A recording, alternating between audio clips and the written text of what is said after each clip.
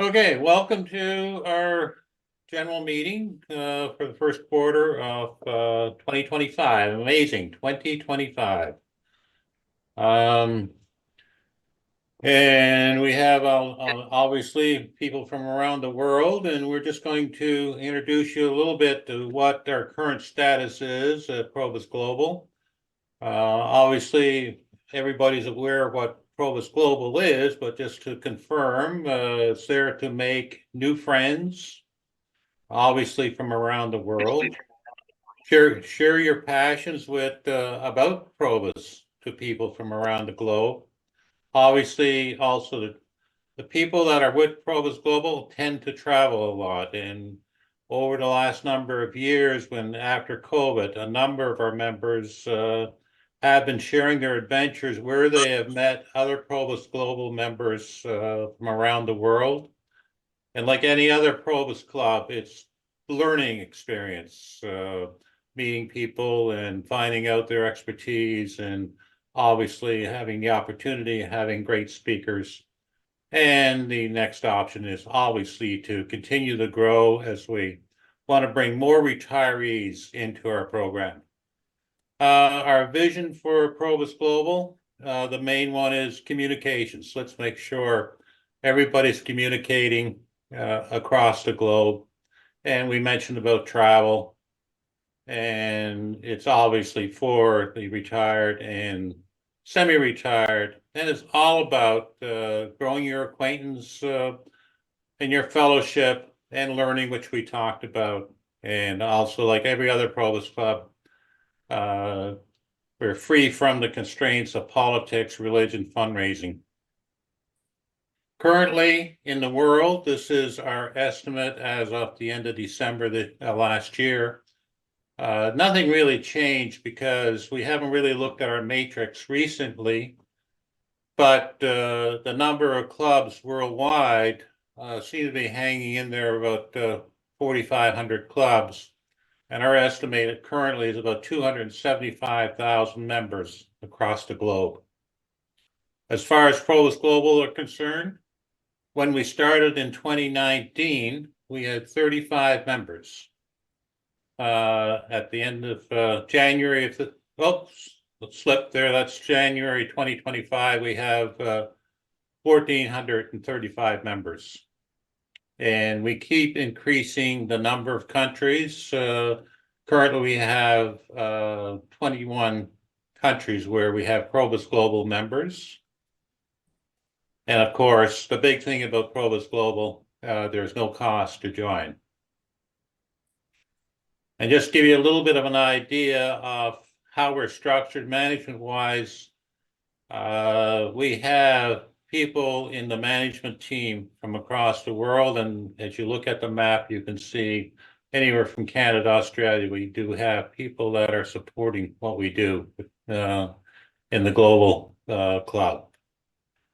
Our program, as you probably know by looking at our website, we do have a speaker's corner. We talk about travel, photos, the awards program, PROBUS Day, the newsletter. Recent one is Facebook. More use of Facebook. Our efforts to start a virtual club has evolved into Facebook. General meetings, which we're having today, and of course, Peter does a great job on mapping of where our clubs are and where all our PG members are. And this is just a quick one about the speakers corner. We just have, Peter, if you can refresh my memory, something like 50 speakers signed up currently. We have 65 who are active, and about 80 are signed up and will eventually fill out their form so that their information appears. So that's great because, it's not too many years ago when Stan Thompson started with us that, scratching the surface to find speakers. And the picture here is of Nick French, who is from South Africa. He was one of the first ones to sign on as a speaker. Photos by our members.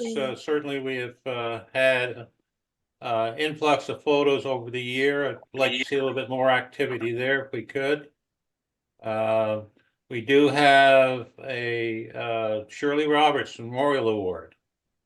We try and annually give that award to one of our members who is quite active and really committed to supporting PROBUS Global. And this is Dr. Rao, who's, I think, with us. Yes, he is with us tonight. His achievements were fantastic, and making sure that PROBUS is well recognized in India and growing. And last year we did one in Europe, and we'll talk a little bit more of that tomorrow. The newsletter, which is quarterly, Mary does a great job in getting that out. We always look for more articles, particularly from around the globe. And tonight, if we talked a little bit about it earlier, but if we could make sure that your events and your activities and things that you really think the people in the global world would like to hear about, please get them to Mary. And I mentioned the Facebook, and we're still trying and keep the chat room going, but certainly it's not as active as we'd like to see it. Meetings and presentations, all our meetings are recorded, and then they are put on our website for anybody that would like to view them. Peter's done a great job in identifying where the clubs are and where PROBUS Global members are. And any member can go in and get that information, and it's just for members alone. And really, it's Linda that keeps all of that information up to date. She works very Recording hard. in progress. All of the people reporting changes in their club meeting times and all of that sort of thing. Yes, it's kept up to date. Linda can only do the job of the information that she does get. So yeah, please keep the information coming. Thank you, Linda. And looking ahead for the coming year, what are our goals? What would we like to achieve? Certainly continue the growth. We'd like to look at our management team, and we'll schedule a management meeting coming up here soon, next 45 to 60 days. And I want to add tonight that we just added in Japan a coordinator. I think he was here a little earlier. I assume he's still here with us. He's been working with the PROBUS clubs as a member in Japan for a number of years after a career in marketing and in chemicals in Japan and globally. So a great addition to the team. We'd like to review the programs we have, and obviously we keep trying to expand them. As I mentioned earlier, the Shirley Roberts Memorial Award. Oops, I dropped the T there. Sorry about that. As everybody has already looked at this a number of times, and as you're reading it on the screen now, oops, there it was, gone. But we have tried to keep it as an active ceremony each year to present the award. And we have a number of other awards, certificates, achievement awards, that type of thing that we hand out to different clubs. For the one we just presented to Liz Smith and her group in New Zealand, our 50-year award. We like to increase the distribution of our newsletter.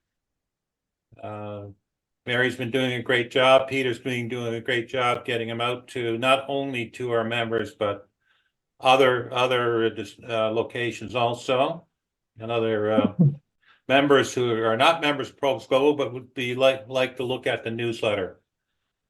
And Probus Day, certainly we know that the South Pacific does a great job in Probus Day, but the rest of the world is not as great exposure as we like to do. And the part of PROBUS Global, I think we like to hopefully expand and have more exposure for PROBUS Day. So that's kind of where we are today. So thank you for the opportunity presenting this to you, and I'll turn it over to Peter. So maybe Peter can introduce our speaker for tonight.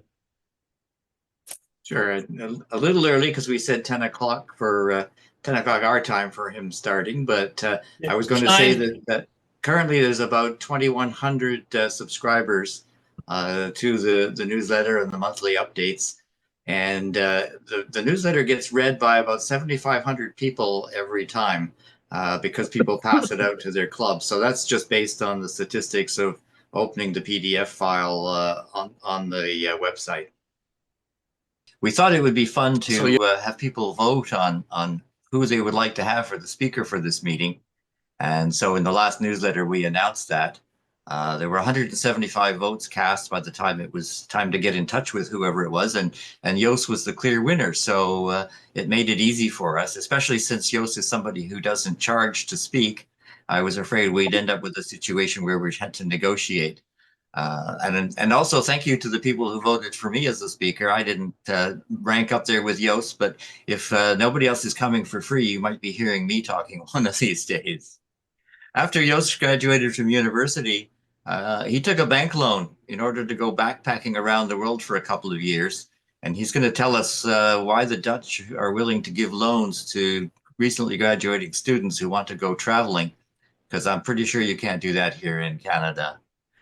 He had a great time backpacking in many countries and then worked for a corporation which also got him traveling around the world, a lot of South America as well. And after that, took a job with Medecins Sans Frontières, which we know as Doctors Without Borders, who sent him to Mozambique for a few years as a coordinator, not as a medical person. And he found that getting things done in Mozambique was quite different from Europe. He learned how to deal with black markets, corrupt governments, and interesting individuals who were working for him. Having learned how to do that in Mozambique, MSF sent him to Montreal, so we had an opportunity to place those skills in the Quebec area. Jos has many stories, and I'm sure he's going to tell a few today, and there'll probably be plenty left over for a next talk.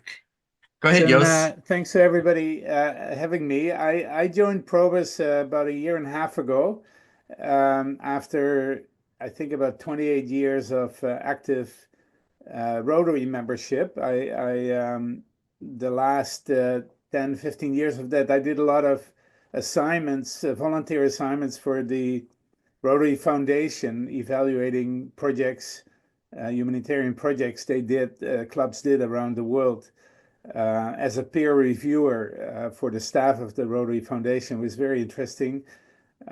Many times I could combine that with my work, because I worked for the community college system in Canada, and part of that activity was kind of a consultancy for colleges around the world in the so-called TVET scene, the technical vocational education and training, which is such a crucial part for an economy to develop. Universities are great, and most of us are trained university folks, but really, I myself am an engineer, and working without technologists, technicians, and skilled labor, engineers don't get much done. And I know it's the same in the medical world, in the IT, everywhere. So I would visit many places during my 25 years with Niagara College and later Seneca College in Toronto. And I could combine that. I would let the foundation people know that I was going somewhere, and they would then ask me to spend 3 days with local Rotarians that had what they called 3H grant. Those grants went up to $250,000, so they were a significant amount of money. That they kept their books properly, that they involved the community properly, that the impact of the project was more than just a moment. One of the most interesting reviews I did was actually in Ethiopia, where I went about 7 years after they finished 2 3/8 grants. Um, when I met the Rotary Club there were only 2 members of the 30 that remembered what they had done 7 years ago. All the others were new members. They didn't even know they had done that work. And one of the fun results was that they were so enthusiastic that they restarted those activities, which were in water and sanitation and healthcare, public healthcare. So but it was very demanding, and even though I was probably my club's worst fundraiser, the pressure of the fundraising got to me. And so when somebody said Probus is a fellowship thing with people that retired, I right away jumped on it. And then when you talk to people, they say, "Oh, you should talk about your experiences with MSF," which stands for Médecins Sans Frontières in the Anglophone world, better known as Doctors Without Borders. So I'll share a little bit of stories. Once I start the storytelling, I sort of get lost because there's so many stories to share. But I want to give you a little bit the context on how I ended up in that kind of work as an engineer, and so you have a bit of the context. And I have to say that, of course, my years with Doctors Without Borders were from 1988 to 95. That's now 30 years ago that I stopped. And of course, the world has changed. The topic that Peter talks a lot about, the IT and AI, is a good example that in our lifetimes we've seen such a tremendous amount of change. In the international development and relief world, similarly over the last 30 years, incredible amount of things have changed. So I'll try with my storytelling to relate a little bit to where I know that the organization is now, but I'm talking more about quite a while ago. But it's still, for me, it looks like it was last year, but it is a long time ago that I did that work. So I was born and raised and educated in the Netherlands. You probably can hear my accent. And I went to the University of Technology there, did industrial design engineering. And I graduated in 82. But 2 years before that, I had an opportunity to do an internship in South Africa. I was just sharing that with Nick, and it's interesting to have people from South Africa or background South Africa there. For me, that was the first time going out of Europe. And growing up in Europe, of course, you get exposed to a lot of different cultures and languages. My parents, to my luck, were not that interested to own a house. Instead, they spend most of their money traveling around in Europe. So I saw a lot as a young kid and an early teenager. But that trip to South Africa was the first time I flew out of Europe. And back in those days, the aircraft couldn't make those distances. So we had a stop in Kinshasa. And what doesn't happen nowadays anymore, but the refueling was done somewhere on the tarmac. We couldn't leave the plane, but the cabin crew opened the doors of the plane, so the warm African air went in, and it was a flight with Sabina, then the Belgium national carrier. And there was a whole group of South Africans there that were a choir, and they had done a tour through Europe. And they felt that, I think they'd been gone for a month or so, 6 weeks, and they felt that warm air come into the plane, and they just spontaneously started singing. And we had about half an hour concert of that choir with this beautiful, beautiful South African or African harmony singing. And for me, it was just like, I still get chills if I think about it. It was such a moment that for me was wow, wow. Then I landed in Johannesburg, and again, this was 1980. There were the sanctions on South Africa because of the apartheid regime, and my flight was one of the last ones coming in, and the airport closed at midnight or so. And somebody was supposed to pick me up from the company I was going to work for, but that young guy had put it in wrong in his agenda the next day, so there was nobody for me to pick up. there were only taxis there, and with black South African taxi drivers. And I thought, oh my God, this starts good. And you're influenced by the stories you hear. But anyhow, I had no choice, so I took one of the taxis. Super nice guy, brought me to the YMCA hotel that they had booked for me, which was closed at that moment already. The taxi driver woke up the night guard, and I was sitting on the bed in my room, and I thought, wow, this is going to be quite an adventure. And it was. I spent 2 months working for Simba, a food production company, in sales and marketing. And then I traveled around for a month. I went to Durban, and then along the coast, the Pacific Ocean coast, to Cape Town. Indeed, a beautiful, beautiful place to visit. And then through the Great Karoo, the Great Nothing, back to Johannesburg. And when I got back, I had interesting experiences in the sense that people asked me why I even wanted to go to South Africa. And some of my fellow students basically made me out to be a racist for even wanting to go there, which for me was very puzzling. I could understand the emotion, but I just didn't feel I was prepared for that kind of comments. So I decided that on top of my university education, I wanted to know a little bit more about the world, and I thought I was going to give myself some education about the world. And I went to the bank, as Peter mentioned. Back in those days, the job market in the Netherlands was super good. And I had actually 3 job offers on hand. But I wanted to do that trip. So I went to the bank and asked what kind of loans they would have for a young graduate like me. I was 24, almost 25 at that moment. And they explained to me they had a small business startup loan of $20,000 with a 1-year grace. And I said, that's perfect. I would like to qualify for that. And they said, what kind of business are you thinking of starting? And I first said, well, maybe travel.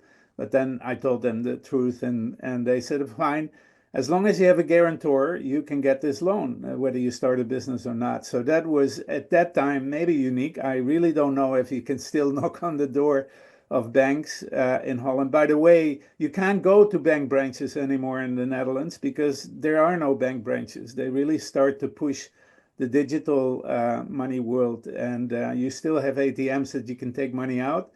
But you can't put money in, for example. So they're really trying to get rid of the cash culture there. So I got that loan, and I only got it because my parents were so nice to sign as a guarantor, which was probably one of the nicer things they did. Otherwise, I wouldn't have been able to go. Back in those days, of course, you didn't have anything of communications, and so I think I called my parents twice. And both calls were very short because it was very expensive. And it was twice that I had trouble getting my traveler checks cashed in for cash locally. So, but my parents were chill about it. I think they must have worried, but anyhow, they just let me go. During that year, I traveled through parts of Africa, parts of Asia, about 4 months through South America. And it was a fascinating year, of course. By the way, during that trip, I met a young Canadian lady in India, of all places, and we married 8 years later. So that's why I ended up in Canada.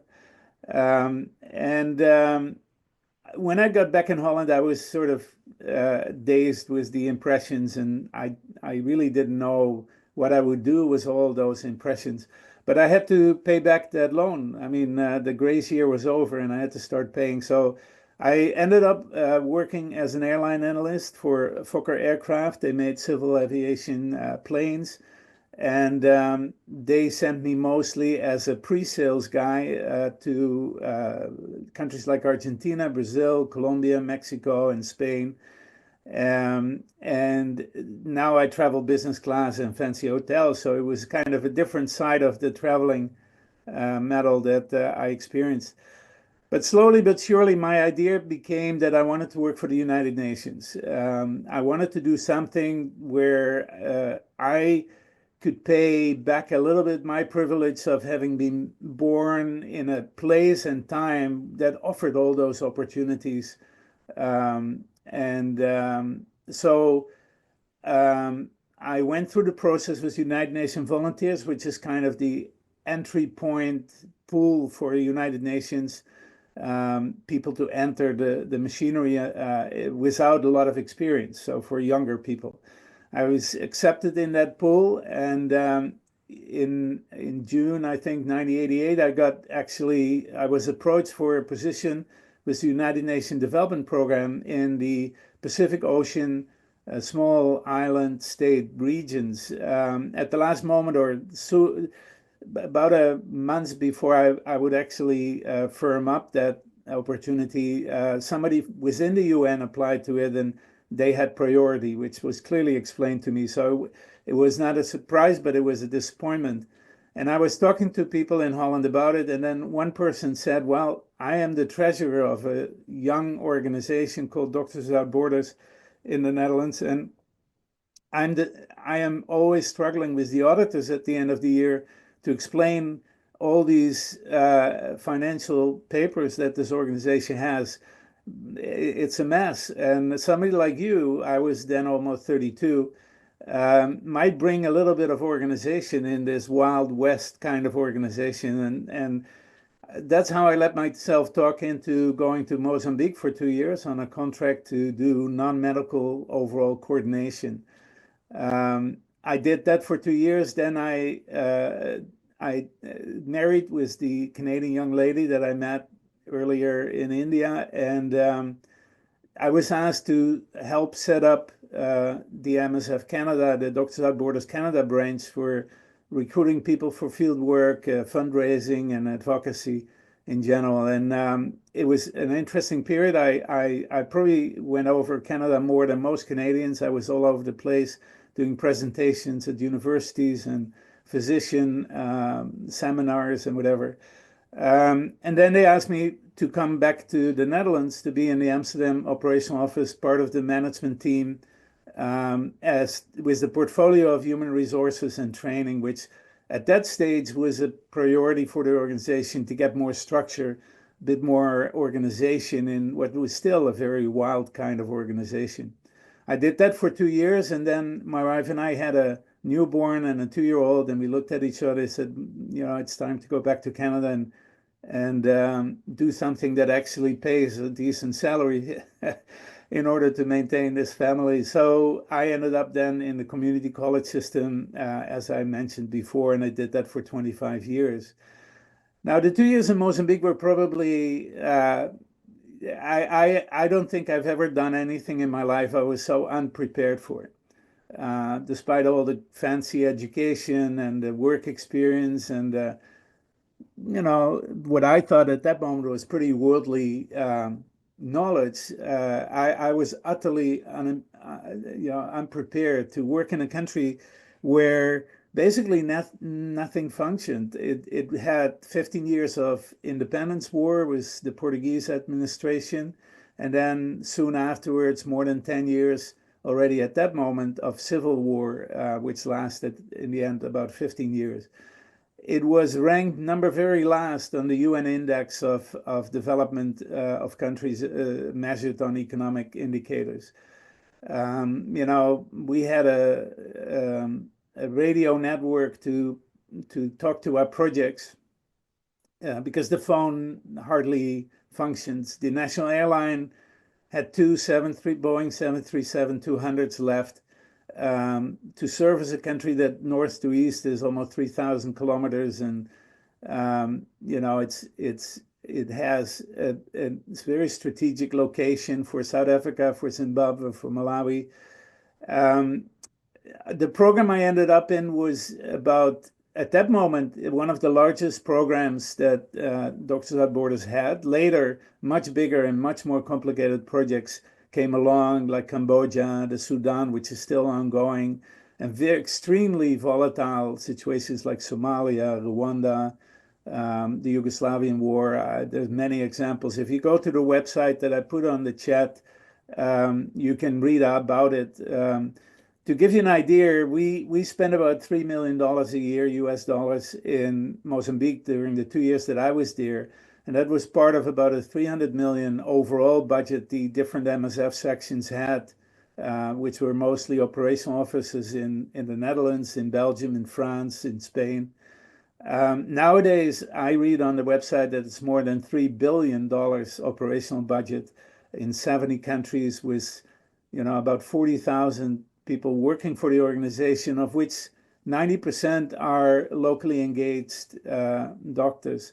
Last night, when I presented to the meeting of PROBUS with a lot of people from Australia and New Zealand and India and Japan, it was I related to the fact that that the organization has developed so much, and we didn't have a lot of technology. I actually had to work with the telex machine that most of you will remember from the early years. Then after my break, after my first year, we had a fax machine, which I thought was just absolutely pure magic. Now we could type out documents and messages on our laptops and scan them through the fax machine. At the end of that year, it was already starting to be obsolete because of the internet developments. We had, when I worked in Amsterdam, we had satellite phones, which we thought was magic. You had to hold them with both hands. That's how heavy and big those things were. But we could talk to projects straight through the satellite system, just compare what is there now. But that's Peter's area of presentation, so I won't go there. We had about 60 expatriates in our project in Mozambique that I had to manage their coming and going. And some people worked on 2-year contracts like me, but there were also people coming in for months or 2 months. So it was a coming and going.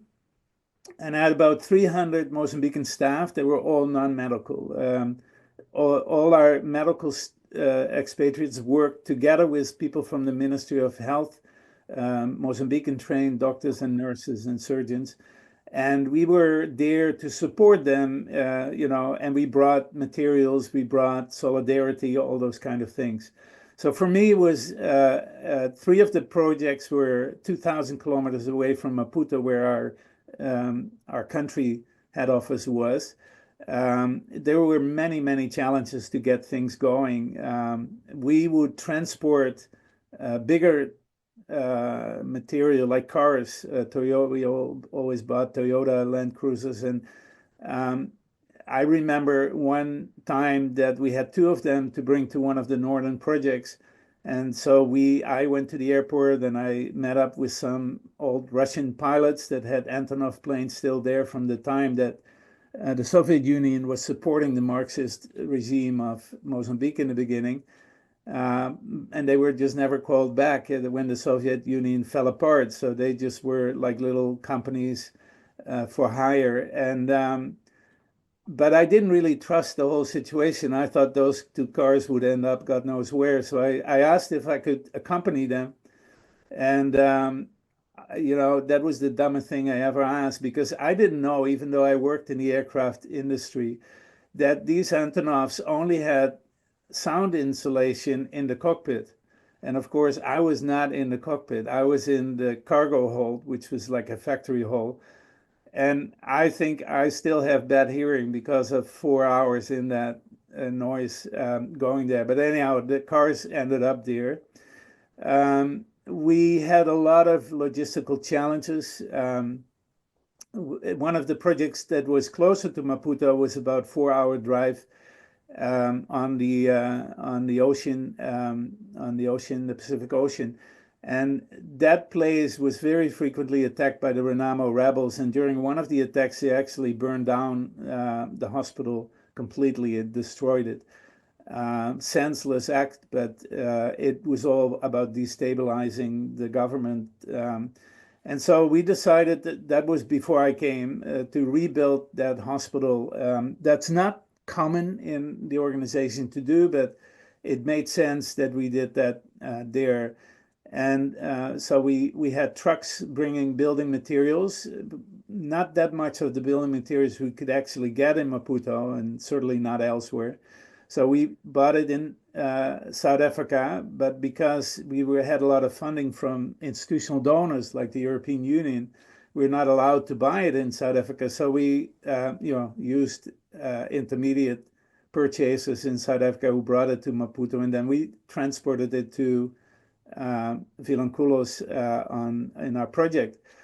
That went well in the beginning, and they already had done a few when I came, but my luck was that a few months into my stay, that convoy of 4 trucks with military escort was attacked. They destroyed 2 of the trucks after taking out all the materials, killed one of the drivers, and the military gave report on it. And one of my tasks was to go to the family of the driver who was killed to see how they were doing. And I learned how the extended family and the community there works. We did what we could. We helped out the family until the extended family felt they could take care of his widow and their kids. But those were experiences, I never thought I would be in. We had one of our doctors with his driver hit a landmine on a road that was cleared by the military, but they obviously didn't do the clearing that well. We had to move that doctor back to Belgium where he was operated, but unfortunately his driver was killed in the accident. We had very strict security protocols that I could tell you hours and hours stories about. But one of the stories that Peter asked me to mention when I told that to him during a lunch we had was the local purchasing. So if you expect a price tag on a product there back in those days, you were badly mistaken because everything was negotiation. So if we as foreigners would come into stores to get building materials or other things, we'd probably end up paying 5-6 times the price that they would, the Mozambicans would pay. What did we know? So our local purchasers had this technique that they would go and they would say, well, I know this is your price, but let's put it at 2 or 3 times that. Then you pocket some extra, I pocket some extra, and MSF is still happy with half the price they would otherwise pay. And those were kind of realities that you had to live with. We got materials from Europe shipped in containers through the harbor, and we would have to get those materials out. And then you had to deal with, again, a kind of negotiation I was utterly not prepared for. But instead of really paying them money, we would bring them laptops. We had plenty, and they could use for their work. So we felt our kind of bribing was still in a way that we could live with it. Working with the Mozambican staff was probably my most interesting experience, and I carried that throughout my further career to learn to have, wherever you go, whatever your position is, and many times it's in a power position because you hold the money or you hold the funding or whatever, is that you won't get anything done without respect for the local people you work with. And that requires a bit of research before you go to places. And during that process, I had not much time to do that for Mozambique, but because I was there 2 years, I learned a lot of lessons. And one of the things was that I still struggle with the thought of it, that we paid our staff, more than most Mozambicans would earn in their own companies and government. And that's the reality of a lot of the international development. It's part of the resistance to international development through books like Dead Aid. And it's a difficult topic. But I know that I can share with you that the purchases, we had 3 of them, and we paid them more than the Minister of Health of that country. And embassies are even worse. They pay terrible amounts of money, and it's a kind of a local brain drain in many ways. It was hard to sort of reconcile with that. And I think those were very interesting experiences. One of my purchases was called Musaji, a Muslim man, had 3 families going. I think he was in his mid-30s, and I still get a headache if I think about how he managed his life, but somehow he did. But if I would give him a compliment, and he was really good at what he did, he would sit in my office the next day and he said, Jos, I think we need to talk. And it was always going towards that he thought he deserved a raise because just I had made a compliment. So it was an interesting back and forth during those 2 years with him. And then at the end, just a few weeks before I would go at the end of my contract, he did it again, and I sort of lost my temper a bit. And I said, "Geez, Musashi, now you're doing it again. You know, you already make more money than most of the people in your country. You're helping your country people." I just went on the soapbox, and he just looked at me and smiled, and he said, "Yeah, just listen. We all really appreciated that you've been here, and we enjoyed working. You were a good boss, and all of that. But don't tell me what to do. And I'm staying here, and you're going back to that rich world where you come from." And it was kind of a slap in my face, but it was well done. And you know, we hugged each other afterwards. I did not give him an extra raise that day, I must say, but it was kind of a lesson for me that there is a line in the sand that you shouldn't be crossing if you're there as a foreigner. At the end of the day, I see my time is almost up, so I'll wrap it up, and I'm happy to take questions. But at the end of the day, it was in most ways a very humbling kind of experience to be in a country where there was so much man-made disaster happening. And you know, I last night I told the story of being in a refugee camp, or actually a returnee camp of refugees that came back from Malawi and were in a holding camp along the border, where I visited with the Dutch ambassador and his wife. And the refugees, there were about 20,000 people in that camp, so it wasn't a big camp, but they knew that they had funding for the health post that we managed in that camp. And they wanted to thank these two people from a country they had never heard of, probably didn't know where in the heck in the world it was.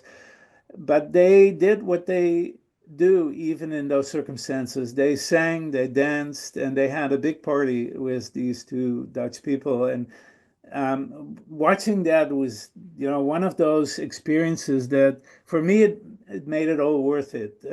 It was just that the solidarity around the world is something so precious. And, you know, it's for the rest of my life been a struggle to see the ups and downs in it. You know, I'm not depressed at what happens right now around the world, but it's not nice to see. But it's kind of, you know, this pendulum swings back and forth, I think, throughout humanity. But I treasure the experiences. I don't think I ever worked that hard ever in my life afterwards again in those 2 years in Mozambique. And I really enjoy still sharing some of the stories with you. So with that, you might have questions about that or any of the other things I shared with you. If you have questions, you'll have to unmute yourself, but does anyone have any questions?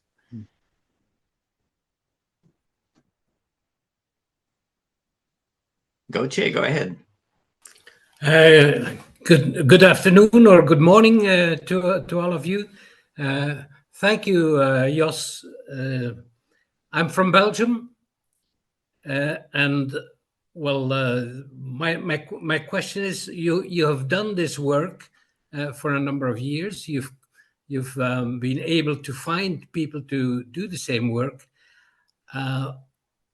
Quite often, you see that efforts have been made, people have been helped, and then afterwards it's broken up again.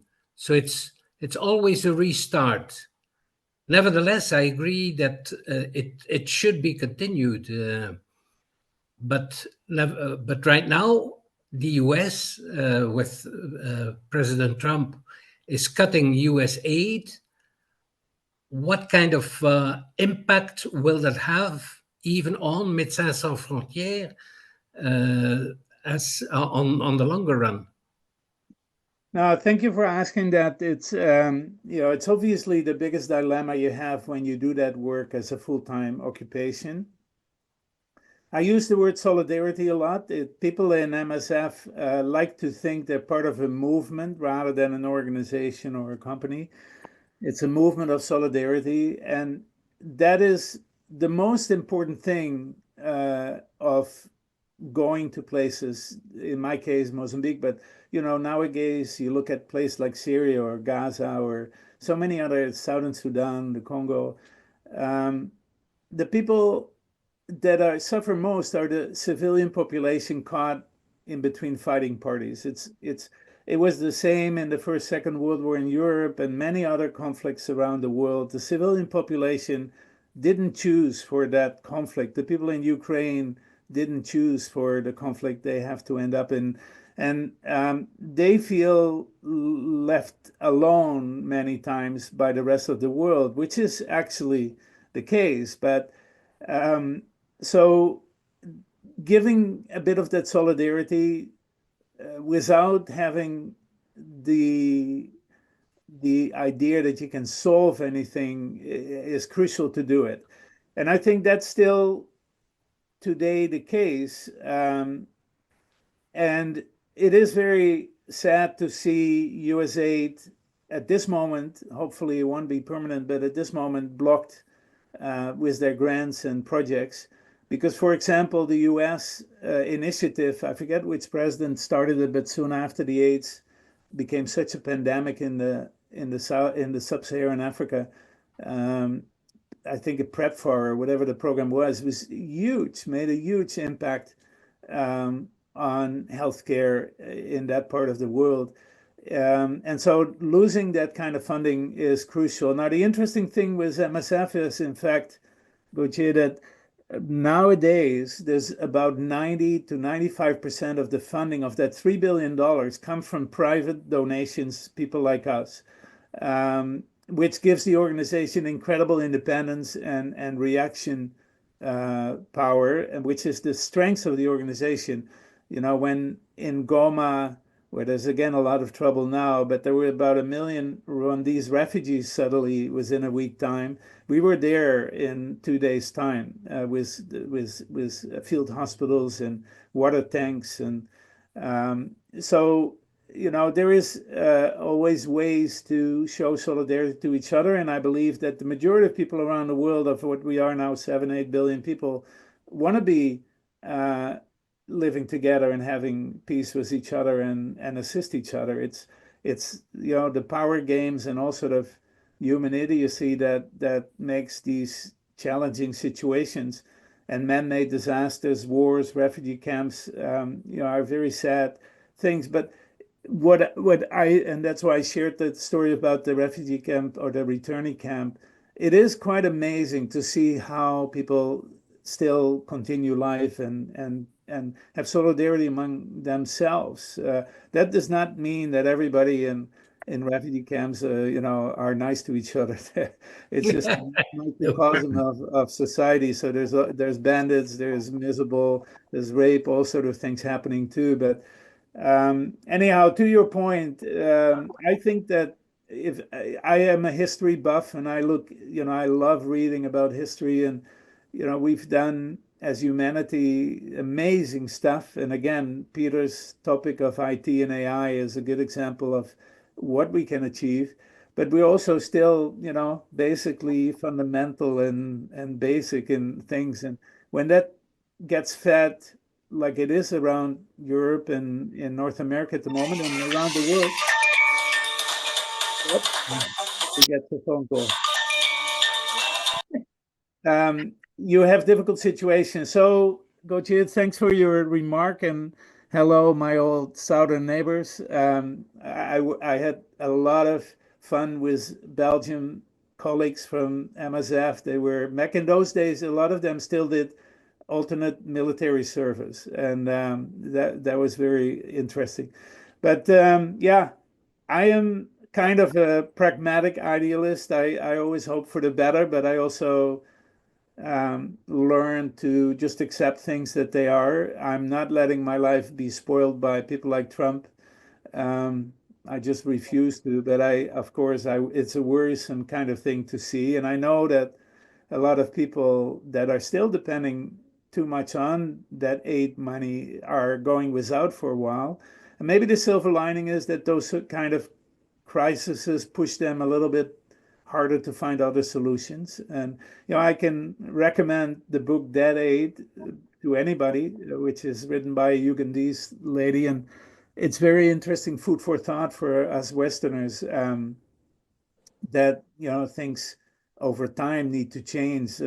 I believe that the African continent, with over 1 billion people now, might have a very different future in the future, because they jumped technology. I remember being in South Africa, nobody had phones, and then I came back in the past 25 years several times because of a project we did in East London on the Eastern Cape, and everybody was having cell phones.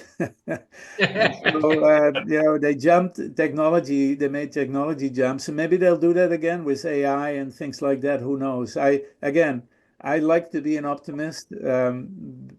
It's just nicer to live that way. But thanks for your question and your Well, observation. thank you too. And I'm in this sense, I fully agree. My daughter was mainly in Africa for 11 years as a nurse with Action contre la faim. Excellent. And Action contre la faim works quite often in the neighborhood or together with Médecins Sans Frontières. Yeah. Well, So, now that you mention your daughter, last night I made a remark about me when I had the last 2 years in 93 and 94. I was having the HR portfolio in PROBUS Borders Holland, and the statistics show me that about 40% of the folks that went out at that time were nurses.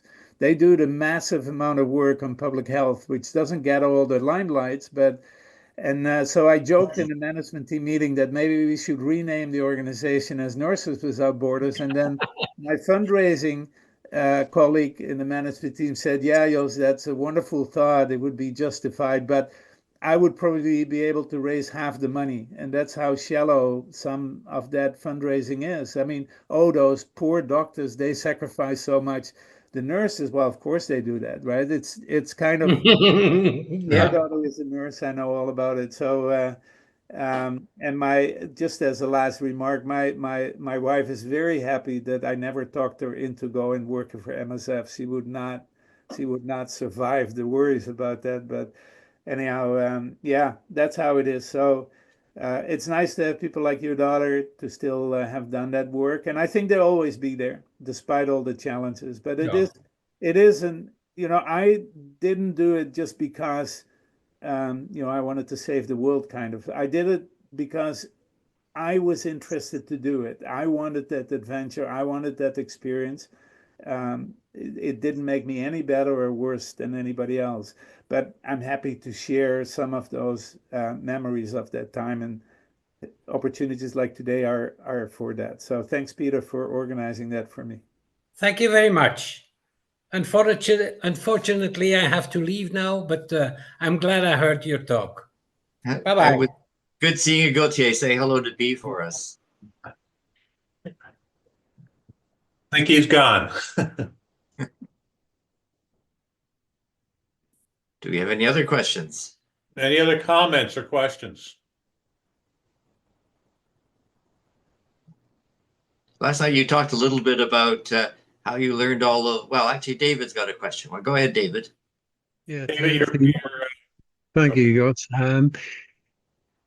Besides, if you were to advise a bunch of students what area of training they should go into, if they were keen on MSF, besides funding, what should they train in? What does MSF need? What area of training should young guys be looking for? Thanks for that question. It's an excellent thought.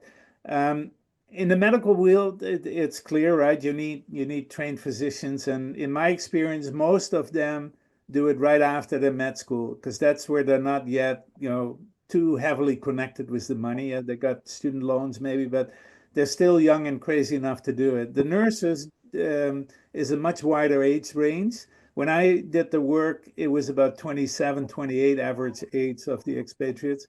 Now it's 37, 38. So it has matured. Nowadays, there's a lot of mental health people involved, because it took a while, but eventually people had to admit that much more than the physical problems, the mental health is such a challenge in those situations. On the non-medical side, the organization looks for practical skills. So people that studied international development, unless they're also very handy, they can, they're technically naturally inclined, but that study is theoretical, and that's not what the organization is looking for. It helps as a context builder for the individual, but what they're looking for is very practical people in water and sanitation, huge field of problems in refugee camps and outbreaks of cholera and everything. Nowadays, I think the organization looks for a lot of people in the field that Peter has his experience in applied IT. One of the projects in Sudan I know has a 3D printer that if they have somebody stepping on a landmine, they make a photo if the part of the leg is still there, and then they send that to Paris or Brussels or Amsterdam. They analyze that. They send then the software for the 3D printer, and they print, let's say, a part of a knee in the middle of the desert in Sudan. So things changed in that field, I know. And you need people that have a flexibility, but also a knowledge and understanding of finance. Because at the end of the day, that $3 billion is somewhere audited, mostly in the European headquarters, operational offices, and it needs to be justified. And so, in the middle of the chaos, to be able to put the expenses together in a way that at the end of the year can be shown to auditors in in Amsterdam or Brussels or Paris or Barcelona, those are the main operational offices, is important. So those are a few things that come up in me. But I think the basic thing, David, is that the organization looks for practically oriented people. And in my day, my luck was because I'm a klutz. Even though I'm an engineer, I'm hopeless in anything technical. Don't ask me to change the light bulb because the electricity in your house will go out, things like that. I had the luck of being a little bit experienced in organizational work. And at that stage of the organization, that was very, very important because it was such a chaotic organization. Now it's a way, way more professional organization that also has developed, and I started that a bit in Holland, a lot of internal training programs, preparation programs. It trains medical doctors and nurses that want to become coordinators and country managers in organizational aspects in HR and finance, things they were not originally trained for, but that are required at that level. And then, there have to be people with an open mind about cultural differences. They have to really be able to work in as neutral as a position as possible. And a lot of things in a war situation can drive you crazy. You want to, you get bad thoughts in your head about certain people doing certain things, but that's not what you're there for. Then join, the UN peacekeeper troops or things like that. It's not the task. So it's a long answer on a practical question, but I would say practicality. So the organization looks at non-medical to a lot of people that, for example, have college, applied training experience in any kind of technical subjects. Logistics is a huge area of expertise that helps. I hope that helps a little bit your answer, but I did a lot of interviewing of young Canadians back in the early 90s, and but I would test mostly on what had they faced in their life. Did they have any traumatic events themselves, and how did they deal with it? Because whether you like it or not, you're going to end up in situations which are traumatizing even for you as an outsider. And you have to be able to compartmentalize that, like many people in the medical field need to. And so I never weighed too heavy on the technical aspects, but more on the mindset that people had, that you wouldn't have to evacuate them after 2, 3 weeks because they were themselves a basket case. And I had people in Maputo that I sent home after 2, 3 weeks because they didn't cope with what they saw. And that's a waste of everybody's energy and money and all of that, right? So It's many people go study international development in the hope to work for an organization like MSF, and that's not really the way to go. But there are long-term international development organizations that where there's good spots for them that do work a lot after crises and in developing countries. There's a need for a lot of different people, but MSF specifically is a very practical, action-oriented organization, and that needs to be reflected in their training and experience. Great answer. Thank you very much indeed. It's very, very helpful. No worries. Thanks. Thank you.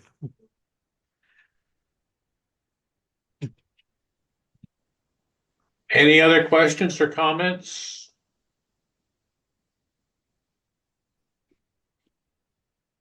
I guess that's it for this one, Peter. If you want to close it out, and thank everybody for attending, and we look forward to the next one. Thanks, Peter, and thanks to all of you for having me as your speaker tonight, or I guess this morning in New Zealand and Australia, and Japan and India as well. Yes, I'm a member here in Canada in the Niagara region in the town of Pelham, and I joined PROBUS about a year and a half ago after I think about 28 years of active membership in the Rotary, as many of you and members around the world.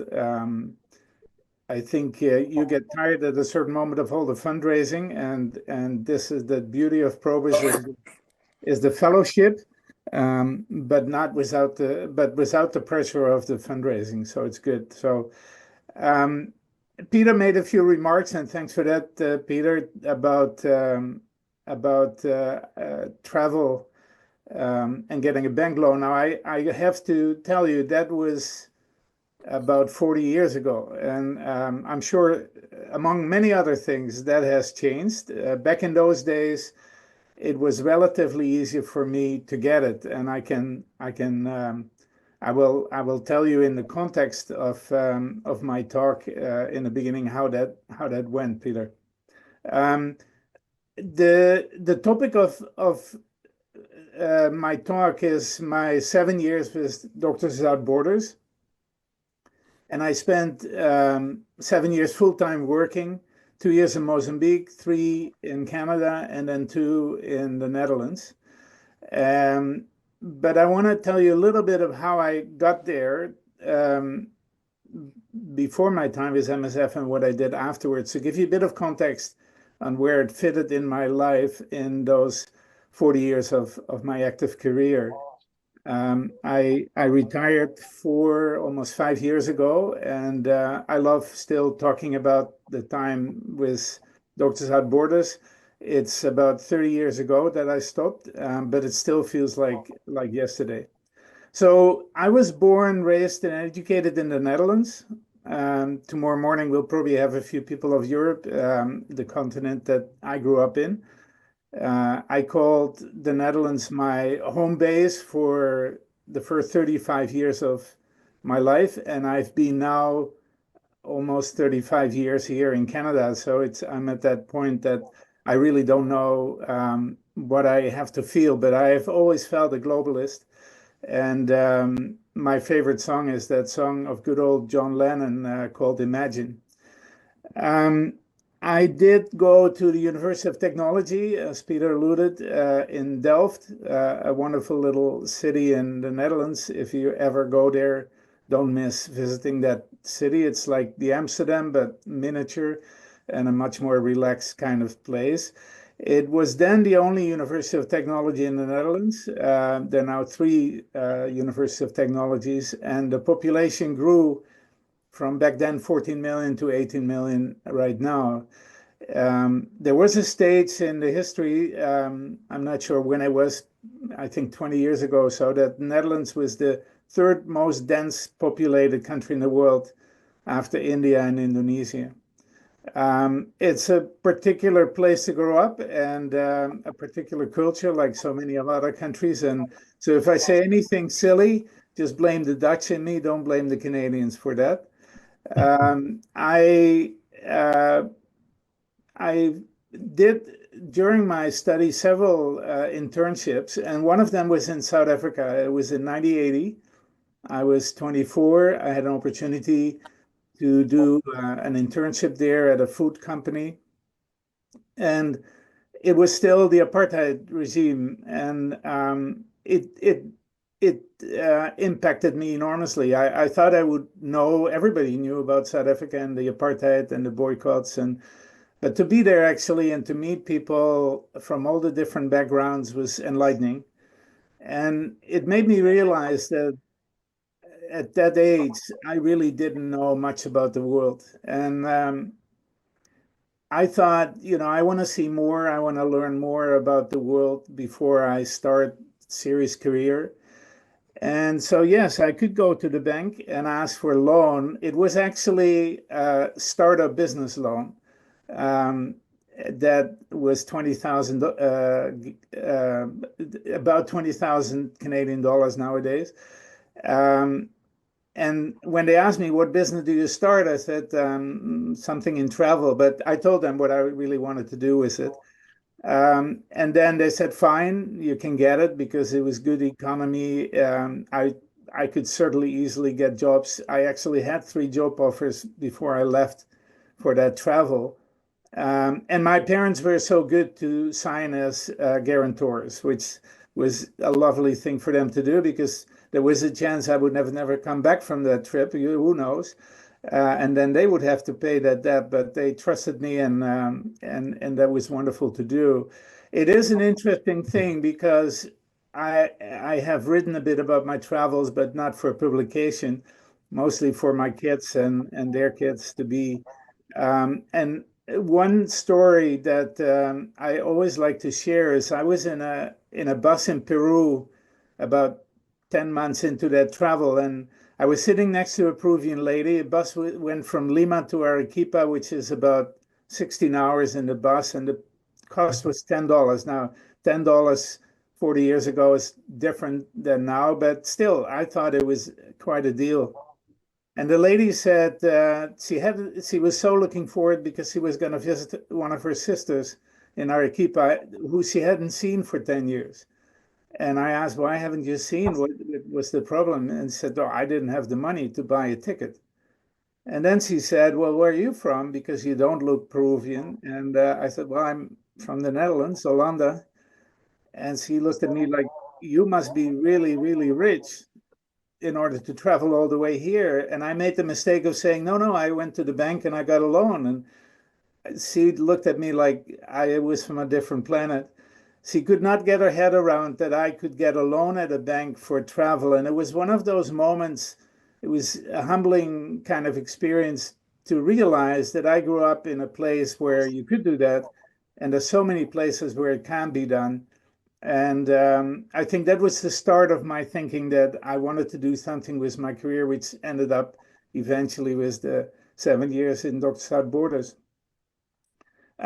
When I came back from that travel, I went through parts of Africa, parts of Asia. I spent a month in India. I was 4 months through South America, and I came back with a more confused head than I started the trip of 12 months, because there's so much to absorb when you travel like that on a shoestring. But I had to pay that loan, and I couldn't let my parents hang. So it took me a few months to get a job, and my dad made the first few payments because I had a 1-year grace on the loan, but I had to start paying the moment I came back. And so I ended up working in international commerce for an aircraft manufacturer based in Holland. And I was an airline analyst in their marketing and sales division. And I did a lot of travel in South America again, but now business class and fancy hotels. It was an interesting way to see the world differently. But slowly but surely, I knew that I wanted to do something for me that had meaning to try to pay back a bit for my privilege to grow up in a country where the economy was so good, where the Marshall Plan rebuilt Europe, and there was nothing to see of the devastation anymore by the time I was a teenager. And so I slowly developed the idea to go and try to work for the United Nations. I went through the whole process to get in the database through the United Nations volunteers, and that was more testing and interviews than I did for any other job. For a job I actually never got, because I did get in the pool. I got an offer in in June 1988 to go and work for the United Nations Development Program. It really suited my background and my training. But at the last moment, somebody from within the UN took that position, and it was explained to me that they have first priority. So they said that they would get in touch with me again, and I thought, okay. But in the meantime, I had been talking to other people, and I was approached by some people that worked for Doctors Without Borders, and they were looking for non-medical people, because many people think, like I thought when I was first approached. I said, well, but I'm not a medical trained professional, so would why would you want me in that organization? But it's just like hospitals. It's not only medical people, of course. There's a lot of other things happening in a hospital to make the medical people focus on their profession. So Doctors Without Borders has about roughly 60% medical people. When I was there, it was mostly young medical doctors. You had to get them right after graduation, otherwise it would be hard to get them away from their rhythm and their incomes. Nurses and the odd surgeon. Nowadays, actually, there's a lot of people that have mental health professions, because, as you can imagine, Doctors Without Borders works a lot predominantly in man-made disaster situations, wars and refugee camps. And there's a lot of trauma that in our time didn't really have the attention it should have gotten. Nowadays, it is a very different organization. Back in my days, for example, in Mozambique, we spent about $3 million US dollars per year.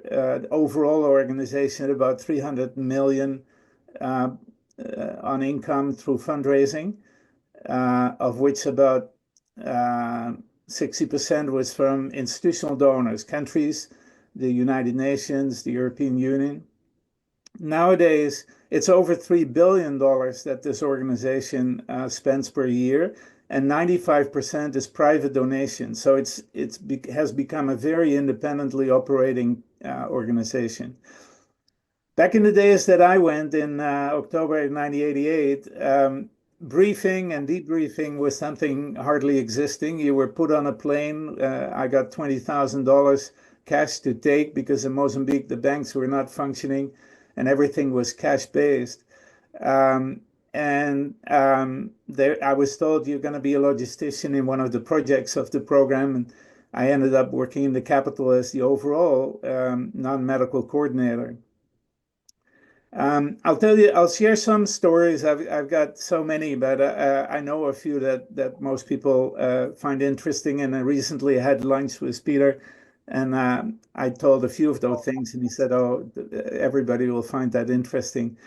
I did the 2-year contract. It back then was a pure volunteer contract. You got a stipend of 1,000 guilders back then to cover costs back home, student loans, that sort of stuff.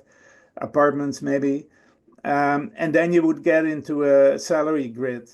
Nowadays, that's 6 months only as a volunteer contract, and then you go in a salary grid, because it was hard to keep people in the organization for more than one mission.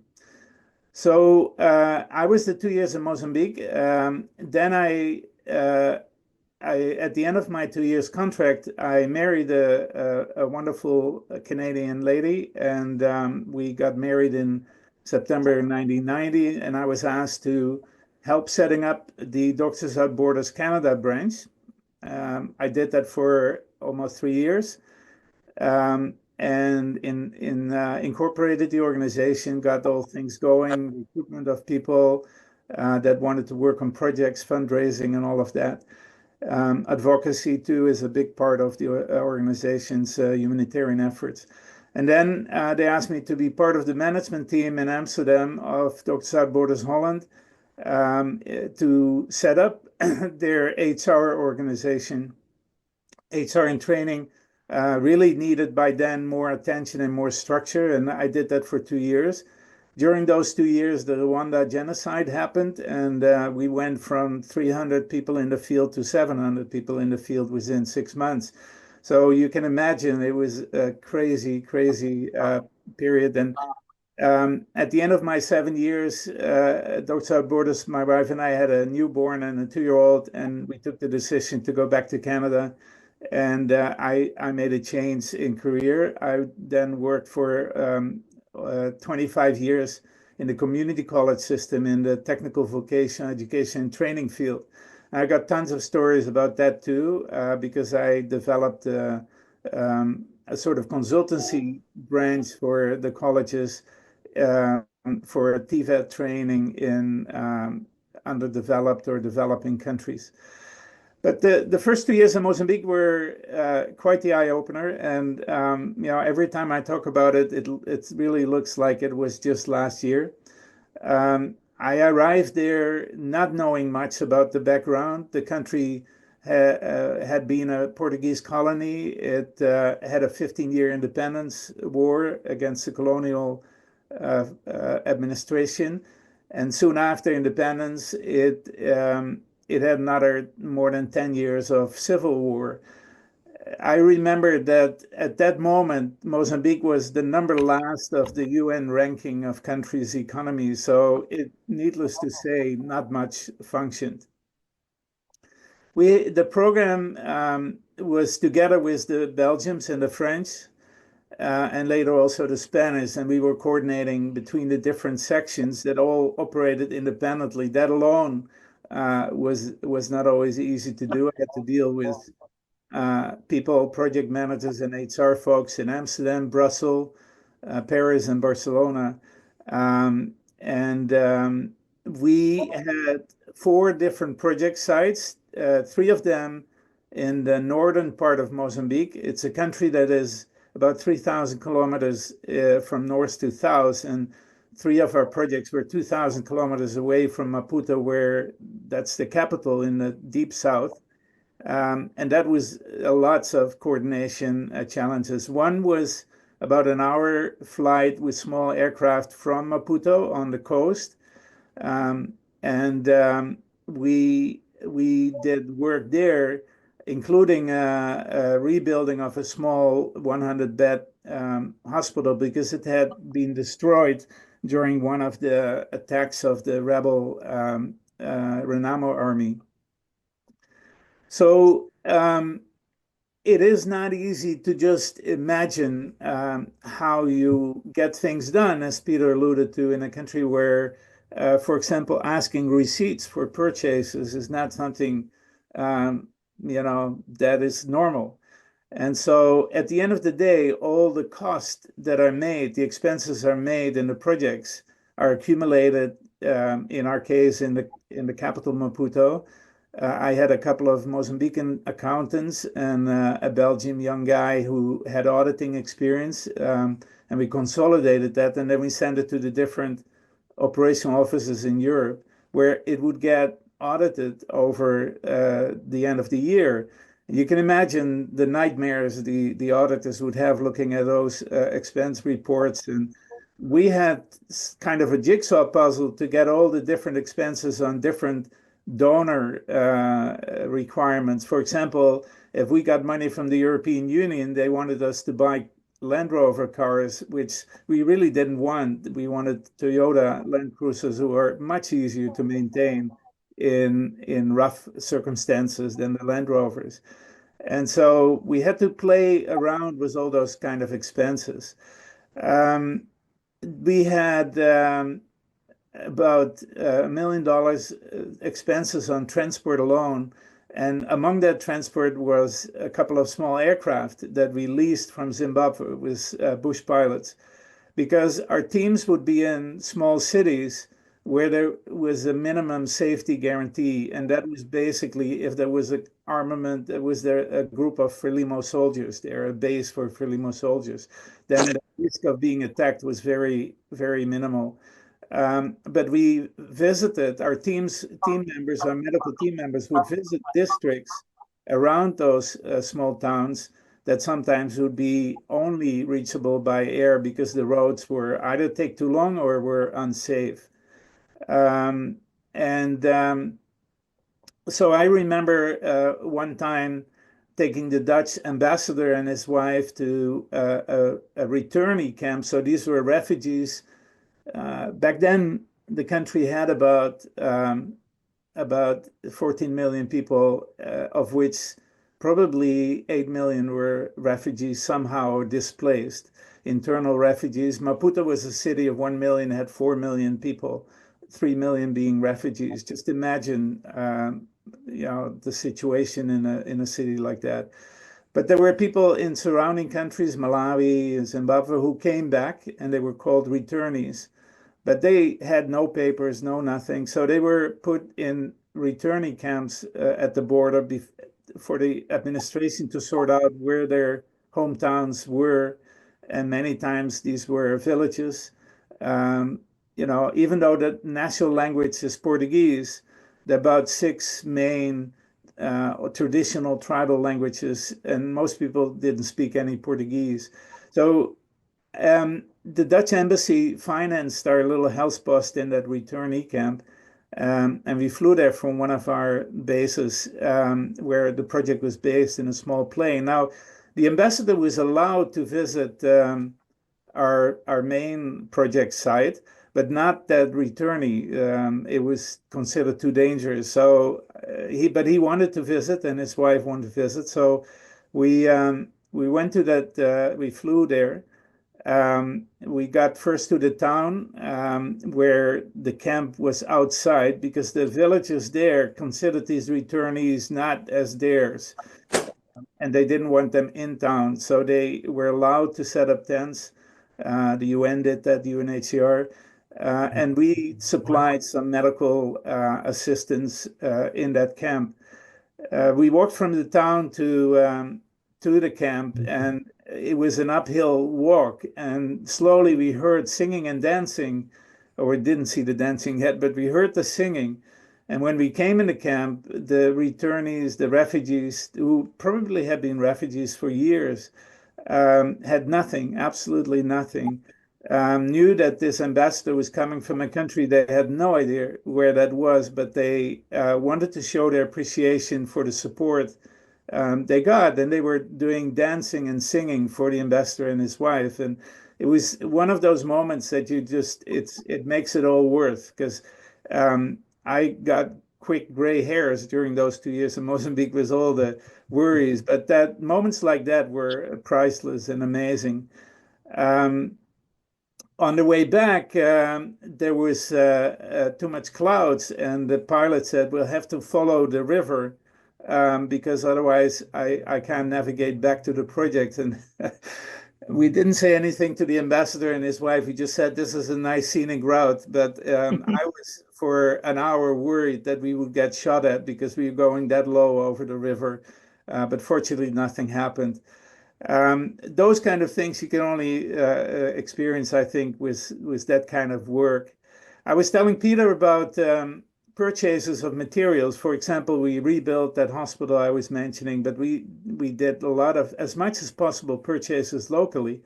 But a country that is that broke didn't have much, so sometimes we had to go to South Africa, which we weren't allowed to buy because it was boycotted, but we still did through a third-party local purchaser, and then we would bring it to our projects. So our local purchasers, we had 3 of them. They doubled also as drivers in Maputo. They were very skilled in what they were doing. They knew the negotiation process. They spoke the languages. If we would go as expatriates, we'd probably pay 5-6 times the price they would ask from local folks. Our purchaser would probably negotiate in a way that he said, well, you can ask 3 times more than you do locally. You get a bit extra, I get a bit extra, and they still have it for half the price. That sort of experiences were priceless too.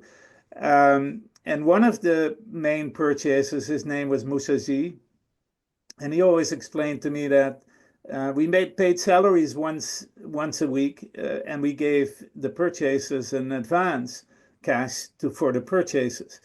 And he said, I put my salary in my right pocket and the purchasing money advances in my left pocket. By the end of the week, it's all mixed up.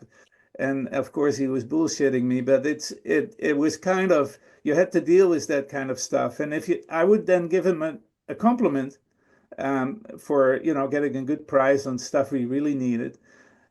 He would sit the next morning in my office, said, Jos, we need to talk. And what he was aiming at was get I don't have it blurred. And so I always said, listen, Moses, you make Sit down. the minister of Sit health down. of this country, with whom we cooperate on everything. How can you want more money? But he would always put me in my place and said, yeah, it's great you're here. The solidarity with this work that you do is great by the Mozambicans, but you go back home, right? I stay in this mess, so don't tell me what to do. So all those kind of experiences were quite amazing. We had meetings about starting new projects when there was a cholera outbreak somewhere, and it would break our hearts if we had to decide we couldn't afford it, because if we would do it, we would take that money from other projects. Really, you don't resolve anything. The main thing you do is solidarity. What I saw visiting the communities where we were able to give assistance was that it gave them hope. They were not forgotten by the whole world, which they felt, and they were justified to feel like that. And I'm sure that through the centuries, the same, and it's still now the same. If you live in a place where there is a conflict, because the civilian population gets always caught in the middle. But by having some foreigners there, helping their own Mozambican doctors and nurses, doing their work as good as they can with all the limitations, it makes it worth it. And I've always felt that it was, for me personally, an incredible experience. It really motivated me to keep doing work where international development and a little bit of redistributing of the wealth of the Western countries could play a role. I wouldn't have wanted to miss it. It was not an easy job to do. It was probably many times too dangerous, even though we had a really, really good security protocol, and MSF, Doctors Without Borders, has very little accidents war related. In the past, I got to keep an eye on the time, but in the past 10, 15 years, maybe 20 years even, the whole scenario of humanitarian assistance had changed. I think in Iraq, it was one of the first times that some of the fighting party used human shields. So they would base themselves in a hospital, things like that, that were before never done. Hospitals were sacred places that were never attacked. The Americans, by accident, bombed once a hospital in Afghanistan with MSF workers. And in more recent conflicts in Gaza, in Syria, just as a few examples, there's been a lot of the hospitals were caught in the middle of bombardments and fire, and it's terrible to think that people are already so helpless as patients. They're not even safe in a hospital. It's a challenging world, but it's amazing what people keep doing to help each other. And I think in the context of today's politics, it's good to know that these organizations continue to work. I'll leave it there a bit. I've got thousands more of stories, but maybe I should open the floor if any of you want to ask questions. I don't see questions on the chat, but I'm happy to answer questions. Where are most of the doctors from? They, Excellent question. So in my days, it was very Eurocentric. I remember when I was asked by my colleagues in Amsterdam to assist a group of enthusiasts in Canada to set up a branch in Canada. They were talking about, yeah, you have to keep an eye on those Rambo doctors. Now, that was very unjustified, but it was kind of the Eurocentric way of looking at North America. The Now the composition of all expatriates is quite amazing. The medical doctors now come truly from everywhere in the world. They're doctors from what we called for a while a failed state, Somalia. They work in Afghanistan. We have, all sort of medical staff from African countries working in other places, because in reality they understand the context of the local circumstances much better than Western trained medical doctors who are trained in a very scientific way. So a lot of the work of MSF is public health, is vaccinations, all the kind of things that fall between the cracks during a civil conflict. And so the Western doctors mostly come right out of med school. Otherwise, you can't get them anymore. They're young enough, idealistic enough, and they're not yet, entangled in all sort of financial things. And you keep them for 1 or 2 years. The doctors with surgical experience many times work short periods, 1 month or 2 months. A lot of them during their vacation time. In a big conflict like Rwanda, we had literally, we did a campaign in Holland and Germany to call all the hospitals to see if we could get people for a week, because we had 1 million people on a lake that was nothing, absolutely nothing. So on your questions, the doctors come nowadays from anywhere in the world. And I would say it's the doctors are really about 10% of all the expats, because they're anywhere. They're still also locally trained physicians. In Mozambique, in Somalia, there's one university of medicine in Mogadishu, and it graduates every year good, well-trained physicians. The nurses is about 40% of the expat workforce, and they really do a lot of the work. And I once in a meeting in Amsterdam quit that because I had the statistics of all the HR, that we should rename to Nurses Without Borders. And then my colleague, management team member of fundraising, said, yeah, that's fine, but then I can raise only half the money. It shows a little bit the shallowness of it, but it was a group of doctors who started it in France. That's why Medecins Sans Frontières and the acronym MSF is still the dominant part of the organization. So in total, it's 50 to 60% medical people and 40% non-medical, from administrative, financial, logistics, water, sanitation, just name it. I hope that gives you a bit of an indication. But truly, nowadays, the doctors come from anywhere in the world. good. Now you're talking about the medical services. Is there any brick or mortar also, or you just supply the manpower?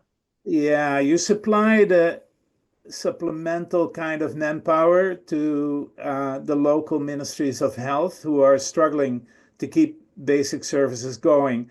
Now, I talked about a small referral hospital of 100 beds. We rebuilt because it was completely burned down during one of the attacks. That was not normally what we would do. In one of the other projects, I remember we just repainted the hospital and it looked like new. We got, through an American organization, shipments of containers with beds that were outdated, considered outdated in the US, but they look pretty damn good in the Mozambican hospital compared to, beds that were 50 years old. In Mozambique, we had X-ray machines in those little referral hospitals. that were Russian made, and there were no spare parts. So we got, again, secondhand kind of X-ray machines that we could get spares also and train technicians to maintain the machines. And you've got to keep in mind those little hospitals would be a referral for about 100,000 people in an area that were quite large in Kwamba in the north.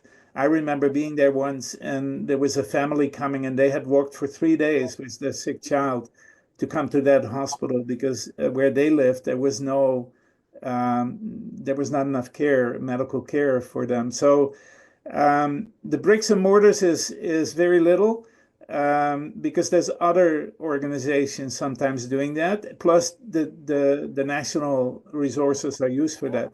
One of the big things is vaccination campaigns and epidemics, right? So MSF was one of the leaders during the Ebola outbreak in Western Africa, and made a lot of the protocols because they were there already because of the conflicts. So I hope that gives you a bit of an answer on that question. Great, thank you. There's a question from Sandra in the chat, Jos. Yeah, that's a very timely question. So how it goes with institutional donors, that's what the term is in the industry, like USAID, or it was in Canada, CEDA, and Australia, AusAid, I think, is that you have to put proposals in, and that takes time for them to review, and you get it. And being a relief emergency kind of organization, it is really good. The organization now gets mostly private donations from citizens, so they always can act quick. But then the institutional donors are still asked to sort of maintain funding when the acute emergency is over, and private donors want to spend their money in other places. So there have been occasions that USAID would fund certain activities. Actually, USAID was enormous in, I forget who the president was, but after the AIDS epidemic in mostly sub-Saharan Africa, PROFAR, I think the program was called.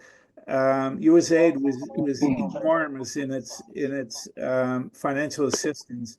It will be sorely missed around the world. So it's but MSF was always very independently operating because of its private donation power, right? It's easy to sell to donors when there is an acute emergency. But anyhow, I remember going to Washington when I was in Canada with a couple of people from Europe to lobby for funding. And it was an interesting experience to see Congress people and their staff and everything. But yeah, it's not good that USAID is being shut down at the moment because, with all the good and the bad, but it's a large economy and they use a certain percentage of that for international aid. So it will be very much missed. In the days before Google Translate, how did you handle all of the languages that you needed to know to talk to the people wherever you were going?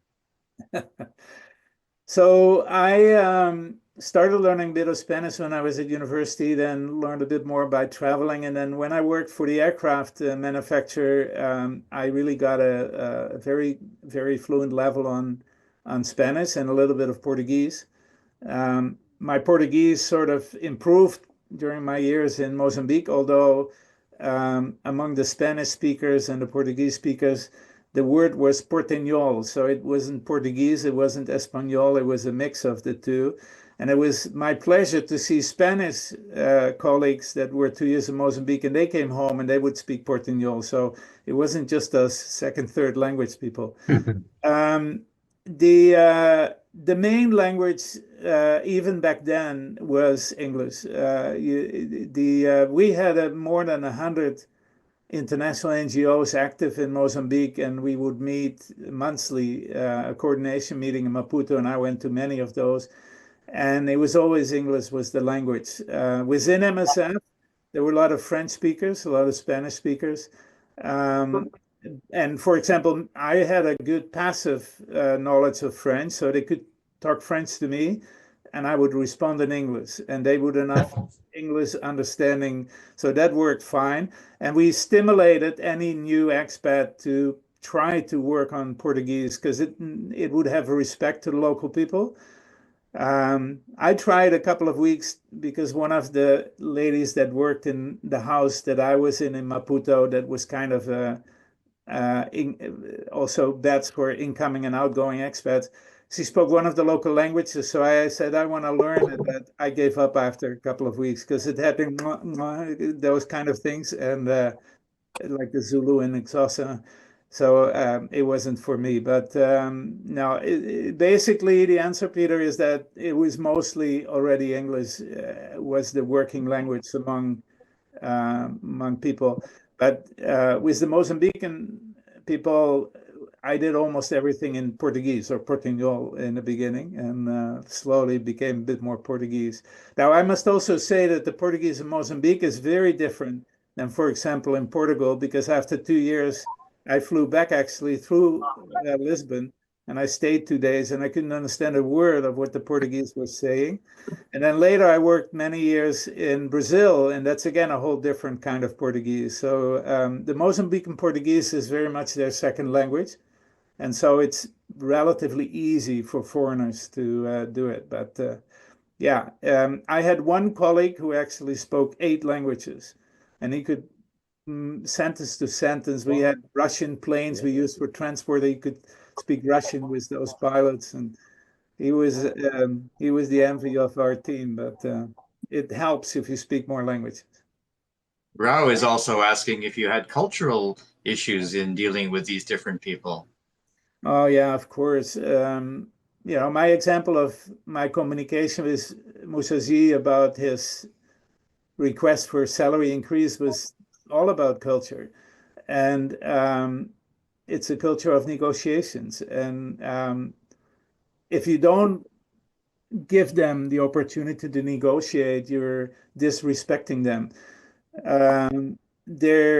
They're mixes of religion, of old traditional religion and modern religions that were brought by the colonists.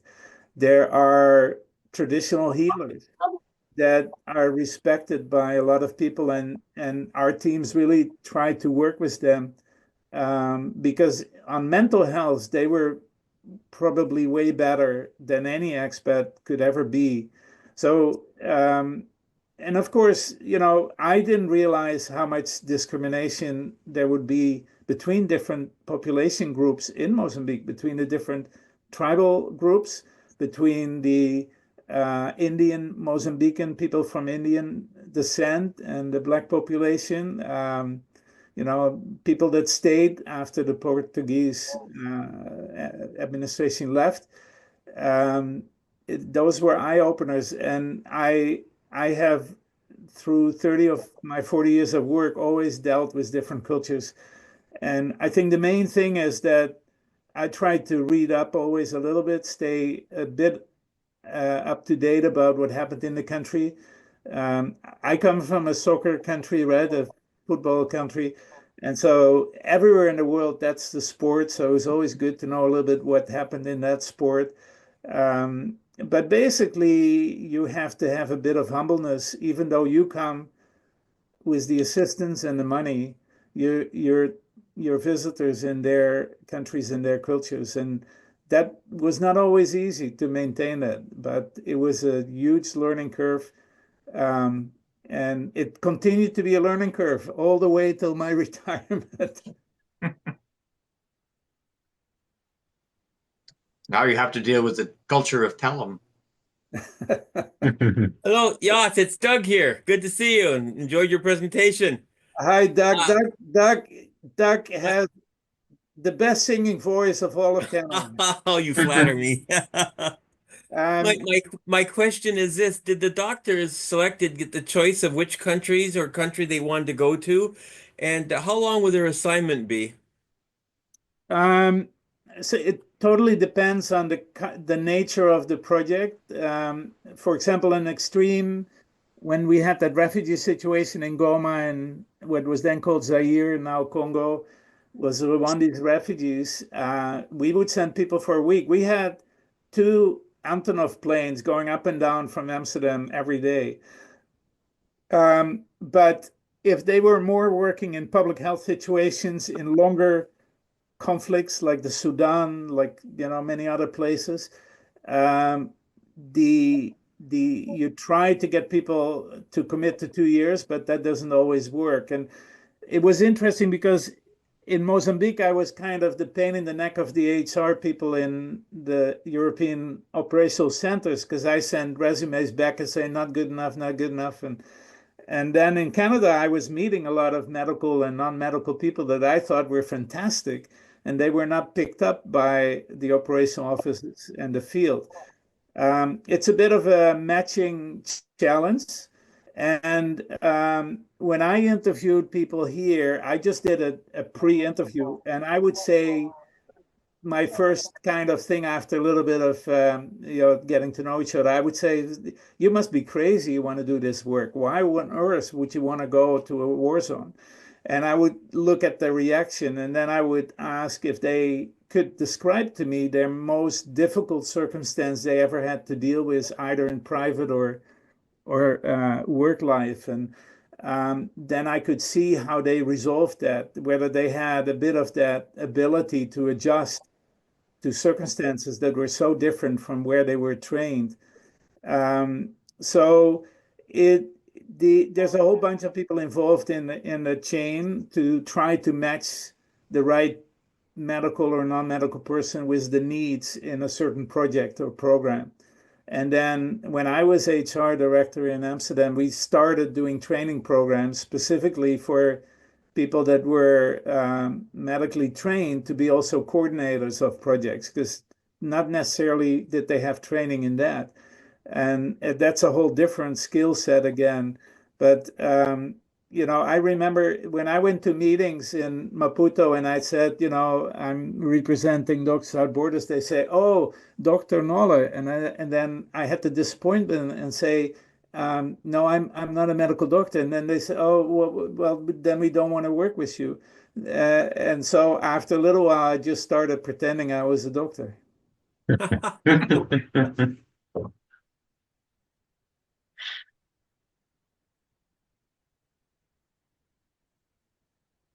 Do we have any more questions or thoughts on a great presentation tonight, or today, I should say?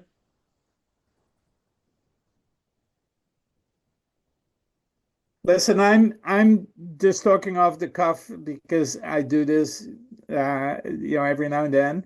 I did put on the chat thing the website, because there's a lot of good information, for example, on Wikipedia too, but also on the official msf.org website. And it's, it's a very popular organization around the world. It got a Nobel Prize in 1999. That comes with $1 million, and they used that for campaign for essential medicine, which one of the big results was that the pharmaceuticals of the Western world accepted that the AIDS medication could be made in India for 10% or less even of the cost of what the pharmaceuticals had to charge for it. There's a lot of stuff that doesn't get the limelight so much, but if you're interested in reading a bit, go to that website because there's some amazing stuff on it. And of course, in a certain way, the medical doctors with the highest income potential make the biggest financial sacrifice to work for this organization, and that's fantastic. But it's really the nurses that do the major part of the work in public health, in vaccination campaigns, And nowadays, a lot of mental health experts that go out to these projects, because the post-traumatic stress disorder, well, the stress disorder because of trauma constantly, you can just imagine how high that is in a place like Gaza or Syria, even after so many years, and many other places. I saw a little bit of it in Mozambique, but that was a long time ago, and wars were very different than nowadays. I can't say enough good about MSF. It is a bit of a rebellious kind of organization. It went where others didn't want to go or couldn't go, but it has developed into a massively strong organization. And yes, the expats mostly are young. In my days, in my years, the average age was around 27, 28. So it was a real young people organization. I understand nowadays it's around 37, 38. So it has matured a bit as an organization. It does a heck of a lot of applied research. It writes protocols with the World Health Organization, all sort of things. It has really evolved enormously. So the stories I share with you are from a while ago, but if you want to hear nowadays, MSF Canada has a really good website. I think there's an active branch in Australia too on fundraising and facilitating recruitment. Japan has an MSF, I know, that mostly does the fundraising, but they also get good people in the field. And it's just wonderful to see that the organization has really completely internationalized and globalized, and that's the way to go for the future. So thanks for your attention. Thanks for your patience with my stories. And I hope to meet some of you. I've been in Australia, I've been in New Zealand, and wonderful places. I've been in India, I've been in Japan, all fantastic places to go. So I hope you enjoyed a little bit the stories, and thanks for your attention. Thank you. Thank you. Thank you very much. Hmm. Well, I'll offer you a trip. It's not as far as some of the other locations you talked about, but in April, Peter is going to be our guest speaker at our club here in Newmarket. He's going to talk about artificial intelligence. So join him for the drive. Maybe I should, Peter. We should talk about that. That's a nice idea. It is. We'd love to see you in person, and We'll we make can it a day actually trip. talk about what's over your right shoulder when you come, because this month, in a week or so, we're going to have a talk on the Arrow program here in Canada. So Yeah. so anybody that may not have realized that Canada was developing a fighter jet back in the 50s, and it was rated as one of the top developments in the world, but the Canadian government dropped it for some other thoughts and processes, and I think it really revolved around being incompetitive with our southern neighbors at the time. So nothing much has changed in the last 50 or 60 years. So on the topic of aircraft, just one quick funny remark, because behind you see a model of the Fokker 100. Many people in North America live with the understanding that Fokker was a German company because of the stories of the Red Baron, I think, flying Fokker planes. It was always a Dutch company. And actually, somewhere around the period between the First and Second World War, it was a company that made more aircraft per year than Boeing, which is hard to imagine nowadays, the world, right? But it was a very interesting industry to be part of for a while. Yeah. We'll go. I'll join you to Newmarket when you go in April, Peter. Let's talk about that. All right, we'll talk and about I'll see you, Richard, there. So I got you a companion to drive with, Peter. Any other comments or thoughts from our evening? I just have a question about Peter's talk on AI. What aspect of AI? It's April. I don't know. The What do problem you mean is you don't know? It's changing so quickly that whatever I thought about 3 months ago won't be true 3 months from now. But I'm going to do a fair bit of the history of AI through the years, and then a lot of what you can actually do with it today. The sorts of things that you might want to do yourself, or newsletter editors can do, or people on social media, or photographers. There are so many tools out there, and I'll just talk about some of the different tools that people might want to use and might be afraid of using that are actually quite easy to take up. I must admit, I've been using ChatGPT. Sometimes I want to send a message that's rather quite definite, but I want it to be nice. So I go into ChatGPT and ask, how can I say this in a paragraph? And it's amazing what comes back. Yeah. It's a great tool. And I'm Yeah. going to try and be a little technical on what happens behind the scenes and how those things work, which might be a little tricky, but we'll see if I can explain it to a 5-year-old, so to speak. Well, get ChatGPT to explain it, or AI. Yeah, There you go. Yeah. I'm certainly using that to help me develop the talk. Well, the title on his presentation will be "Thinking Machines: Artificial Intelligence." So Yeah. so we're expecting a lot from him. Well, you can have an amazing Valentine's message. Yeah. Okay, any other comments? How was our presentation in Japan? You were muted.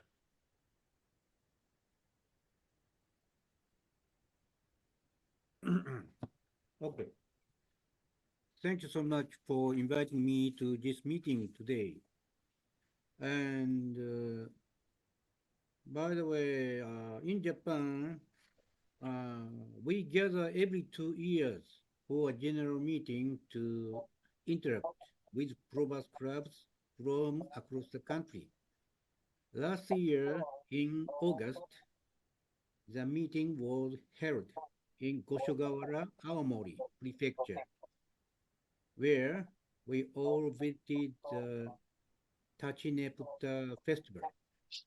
By the way, I will report about the global general meeting for next newsletter of PROBUS Global. Please thank you.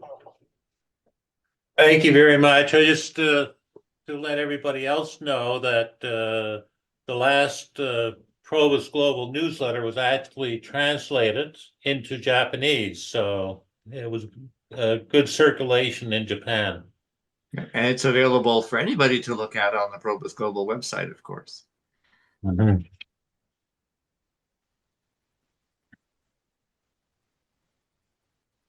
Okay.